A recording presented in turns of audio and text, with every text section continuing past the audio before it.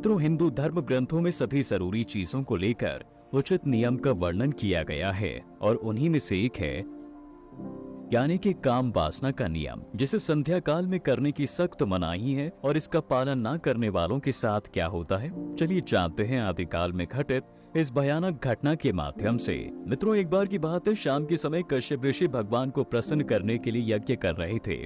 इस दौरान वह यज्ञ में खीर की आहुतियां दे रहे थे। तभी वहां उनकी धर्मपत्नी और दक्ष की पुत्री दिति कामातुर होकर आ पहुंची और काम वासना की प्रार्थना करने लगी। अब जो कि उस वक्त कश्यप ऋषि संध्या वंदन की तैयारी कर रहे थे। ऐसे में वो जानते थे कि ये समय कितना घातक है, इसलिए ऋषि कश्यप दिति को समझाने की कोशिश करते हुए बोले, हे प्रिय, तुम एक मुहूर्त ठहरो, यह घड़ी अत्यंत घोर है। इस समय राक्षस आदि सभी प्रेत योनि की आत्माएं सक्रिय रहती हैं और महादेव स्वयं अपने तीसरे नेत्र से सभी पर नजर रखते हैं। ऐसे में ये नक्षत्र संध्या वंदन के लिए उचित होती है, समागम के लिए नहीं। लेकिन दिति कामदेव के बैग में अत्यंत बेचैन और बेबस हो उठी थी।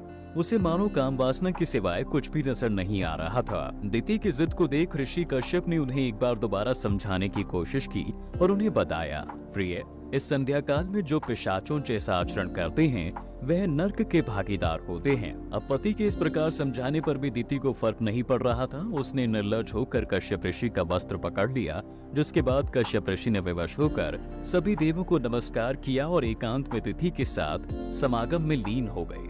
समागम के बाद दिति को अपनी हरकत पर बेहद शर्मिंदगी महसूस हो रही थी और इसका पश्चाताप करने के लिए वह कश्यप ऋषि के समक्ष जाकर कहने लगी कि स्वामी कामदेव के वश में आकर यह मैंने किया है। भूतों के स्वामी भगवान रुद्र का आज मैंने अपमान कर दिया। इससे पहले भूत श्रेष्ठ मेरे गर्भ को नष्ट ना कर दें, मैं उनसे क्षमा मांगती हूँ। इस पर कश्यप ऋषि बोले, हे देवी, तुमने अमंगल समय में कामना कर जो अपराध किया है, उसकी वजह से अब तुम्हारे गर्भ से दो बड़े ही अधर्मी पुत्र जन्म लेंगे, जिनके फैलाए अधर्म को खत्म करने के लिए स्वयं सृष्टि के पालन करता श्री हरि विष्णु को धरती लोक पर अवतार लेना पड़ेगा। तुम्हारे 4 पुत्रों में से एक तो भगवान हरि का भक्त होगा, लेकिन बाकी के 3 खूंखार दैत्य होंगे।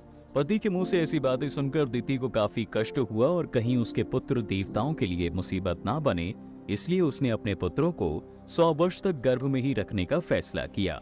लेकिन इसके बावजूद भी उसके गर्भ में पल रहे संतानों का प्रभाव बाहर की दुनिया में दिखना शुरू हो गया था और चारों तरफ अंधकार फैलने लगा। ये देख सभी देवतागण भयभीत हो गए और ब्रह्मा जी के पास जा पहुंचे। उन्होंने ब्रह्मा जी को सारी बातें बताई और उनसे समाधान करने के लिए प्रार्थना भी की। देवतागणों की इन बातों को सुनकर ब्रह्मा जी ने उन्हें बताया कि पूर्व काल में विष्णु जी के पार्षदों जय और विजय ने सनकादि मुनियों को अनजाने में बैकुंठ धाम जाने से रोका था, जिससे क्रोधित होकर मुनियों ने पार्षदों को यह श्राप दिया था कि वे दोनों ही अपने पद का त्याग करके मृत्यु लोक में जन्म लेंगे। और इस समय दिति के गर्भ में पल रहे वह दोनों दैत्य कोई और नहीं बल्कि वह दोनों पार्षद ही हैं। बस फिर क्या था मित्रों, इसके कुछ समय बाद ही दिति के गर्भ से 2 जुड़वा पुत्र हिरण्यकश्यपु और हिरण्याक्ष का जन्म हुआ था और जन्म लेते ही वे पर्वत के समान दृढ़ तथा विशाल हो गए, जो आगे चलकर आदि दैत्य कहलाए। इसके बाद दिति के गर्भ से एक कन्या का भी जन्म होता है, जिसका नाम सिंहिका पड़ा था। वही मित्रों, श्रीमद् भागवत की माने तो इन तीनों संतानों के अलावा दिति के गर्भ में कश्यप ऋषि के 49 अन्य पुत्रों का भी जन्म हुआ, जो कि बाद में मरुनदन कहलाए। तो दोस्तों, इस कहानी से आपको ये समझ आ गया होगा कि गलत नक्षत्र एवं समय में करने से मनुष्य को क्या कुछ भुगतान करना पड़ सकता है। इसलिए नजदीकियां बढ़ाने से पहले धर्म ग्रंथों की कुछ बातों पर जरूर अमल करें, क्योंकि शुभ दिन और शुभ मुहूर्त के योग्य एवं तेजस्वी संतान को भी प्राप्त किया जा सकता है। वेल, आज के लिए बस इतना ही। अगर आपको हमारी दी गई जानकारी पसंद आई हो तो इसे लाइक करके अपने दोस्तों एवं रिश्तेदारों के बीच शेयर करना बिल्कुल ना भूलें। धन्यवाद।